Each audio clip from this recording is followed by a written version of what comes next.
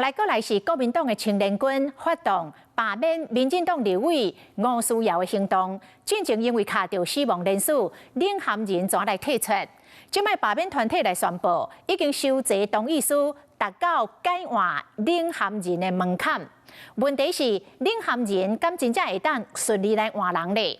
罢免团体是请中选会爱先甲审查规则讲好清楚，因才会同意甲这个同意书送出去，较袂到时阵审查超过期限，甲因的罢免案来没收。要求的门槛2054，我们有2218，我也要跟我们支持者喊话，远远不够。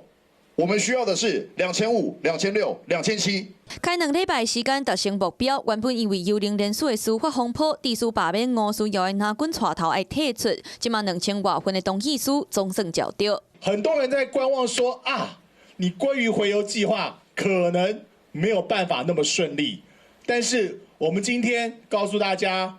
鲑鱼回游计划成功了。不过，敢会当顺利换人？中选会会函表示，同意书的审查责任伫咧台北市选委会，引发拿军不满。故意甩锅给台北市选委会，好让你去踩雷，然后故意在时间上呢，现在也不告诉你。中选会，如果你最后告诉我你要审20天，那是不是我们的罢免案已经被你没收了？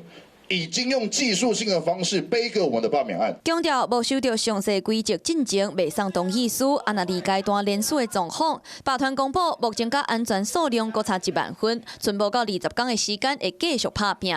不过另外一边嘛，化工非常着急，至少一个区我们再收个5000份哦，所以加起来呢，我们是算一算也要个10万左右。对这件事情可能有点麻痹了哦，或者有点遗忘了，那对以后的第3阶段都可能会有不利。罢免单位真简单。已经送件的选区当中，各有12席，因为收件的数量超过规定的无济，需要紧急补件。其实我们的收件状况确实是比较缓慢一些，目前是缓步前行的状况，所以我们也在那边呼吁新店、深坑、石碇、坪林、乌来的朋友可以一起站出来。哪力两边拢着急，需要回力。Hello， 我是蒋欣梅，想要抢先掌握最及时的新闻资讯吗？赶快订阅、按赞、开启小铃铛，锁定华视新闻 YouTube 频道。